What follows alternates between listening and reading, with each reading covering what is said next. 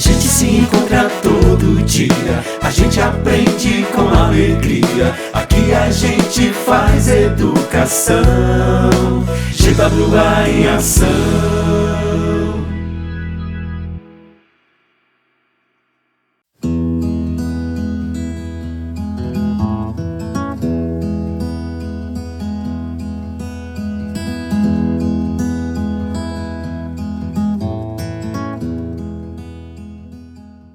Amigos estudantes da Escola Governador Valdemar Alcântara de Ubajara, é um prazer enorme estar mais uma vez com vocês para mais uma aula de História. Desta vez, teremos o privilégio de conhecer uma das mais imponentes e ricas civilizações da Antiguidade, Grécia Antiga. Rica porque desenvolveu aspectos econômicos como a política, a sociedade, a cultura e a arte. Sistemas políticos como a democracia e a arquitetura também foram desenvolvidas nessa importante civilização. A partir de agora, vamos conhecer Grécia Antiga por detalhes, como se liga nessa história. Grécia Antiga. Essa importante civilização estava localizada numa região às margens do mar Mediterrâneo. Como podemos perceber aqui, o mar Mediterrâneo está na parte azul e a Grécia Antiga fica mais ou menos nessa parte vermelha. Nesses outros locais, são basicamente locais que tiveram uma forte influência da cultura grega. Mas inicialmente, a Grécia Antiga está localizada na Península Balcânica, nesta região, às margens do mar Mediterrâneo, utilizado para as práticas comerciais. Devemos também destacar que, além da Península Balcânica, a Grécia Antiga também teve, segundo alguns historiadores, seu início na chamada Ilha de Creta, uma importante ilha no Mediterrâneo, utilizada para o desenvolvimento do comércio marítimo e também para as práticas de subsistência. Nesta região, vale-se destacar que era um importante local para as práticas do comércio marítimo. Então não esqueça, a principal atividade econômica desenvolvida pela Grécia Antiga era o comércio marítimo. Há de se destacar também que também desenvolvia agropecuária, mas esta em pequena escala, basicamente para subsistência. O comércio marítimo era a principal característica dessa importante civilização. É nessa região que vai se desenvolver os primeiros núcleos urbanos, formado basicamente por, atenção, pelasgos, aqueus, jônios, eólios e dórios. Alguns historiadores afirmam que é certo você saber que aqueus, jônios, eólios e dórios são basicamente os povos que formaram essa civilização, já que os pelasgos eram basicamente as tribos primitivas que habitavam esta região. As primeiras cidades localizadas às margens do Mediterrâneo, elas surgiram a partir do chamado Genos. Mas, professor, o que é um geno? Era uma tribo, era uma aldeia, uma pequena comunidade, formada basicamente por pai, mãe e filhos.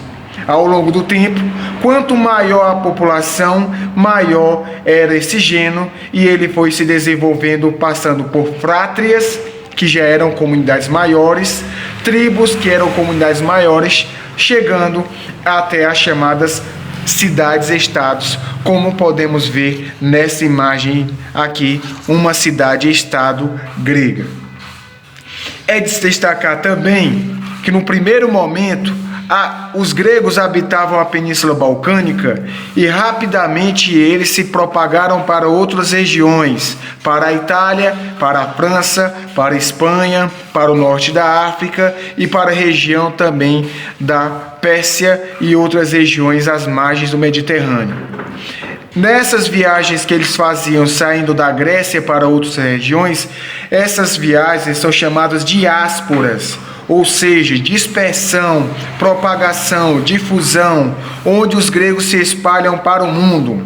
Nessas viagens marítimas, há de destacar duas importantes obras literárias deste período: as obras Ilíada e Odisseia, que vão narrar viagens marítimas cortando o mar Mediterrâneo e o Mar Negro. São duas importantes obras da literatura grega, Ilíada e Odisseia.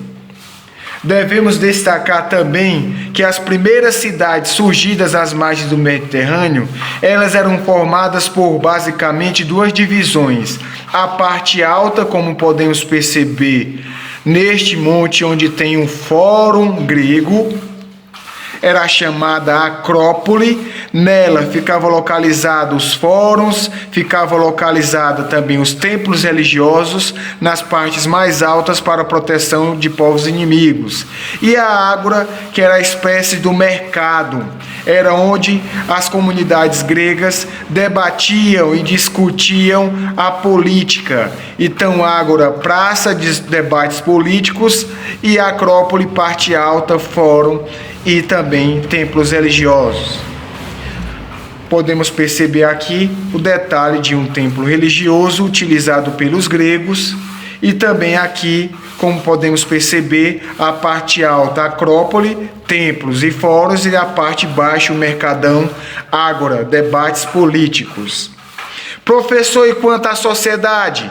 Temos basicamente 5 grupos sociais: os eupátridas, que eram comerciantes marítimos enriquecidos; os demiurgos, que eram basicamente comerciantes, vendiam nos comércios, nos mercadões; jorgóis, pequenos proprietários de terra; tetas, produtores familiares, eram agricultores; e os escravos, que eram basicamente por duas condições: dívidas e guerras. Então, mais uma vez repetindo: eupátridas, ricos comerciantes marítimos; demiurgos, comerciantes e também pequenos proprietários rurais, grandes proprietários rurais; jorgóis, produtores rurais; tetas, camponeses; e escravos por dívida ou guerra. Ao longo de mais de 3.000 anos de história, a política grega foi dividida em 3 períodos: monarquia, ou governo de um; oligarquia, governo de poucos, uma pequena elite enriquecida no poder; tirania, em épocas de grandes conflitos, guerras ou epidemias de saúde, o governo que era implantado, destaca-se a figura de Hípias e Parco; e democracia, o sistema onde o povo fazia suas escolhas.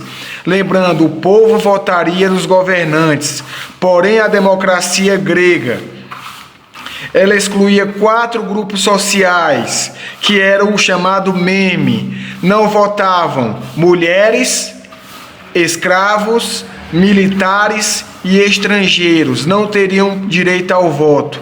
Isso era característica da democracia grega. Devemos destacar também importantes cidades-estados, como Atenas, como podemos perceber representada aqui pelo deus Zeus. Era uma cidade pacífica, harmônica, baseada na paz. E a outra cidade era Esparta, reconhecida por seu alto grau de guerra e de táticas militares. Atenas, pacífica; Esparta, no caso, militar. E foi basicamente na cidade de Atenas que desenvolveu-se a democracia. Para destacar os principais legisladores gregos, vou falar sobre basicamente os 4 principais. Drácon escreveu um importante código criminal que punia todos os que se envolviam em práticas delituosas. Solon acabou com a escravidão por dívida.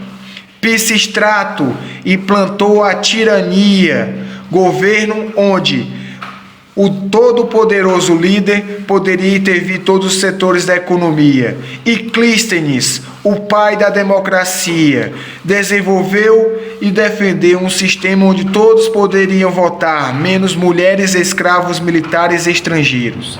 Foi esta civilização grega que deixou um importante legado para a nossa civilização, tanto na arquitetura, como podemos ver nesse fórum, como na música, observando essa pequena harpa, no gosto pelo debate, na política, democracia, pela aglutinação de pessoas. Então isso faz com que a Grécia Antiga seja importante até hoje para a gente conhecer. Este foi o nosso conteúdo de Grécia Antiga. Espero que vocês tenham realmente dominado esse assunto, não conheça a importância da Grécia Antiga, já que afinal de contas foi a mais rica e imponente civilização da Antiguidade. Não havendo mais, qualquer dúvida, acionem pelo alan.cunha@prof.ce.gov.br. Forte abraço a todos e até mais. Tchau! GWA em ação.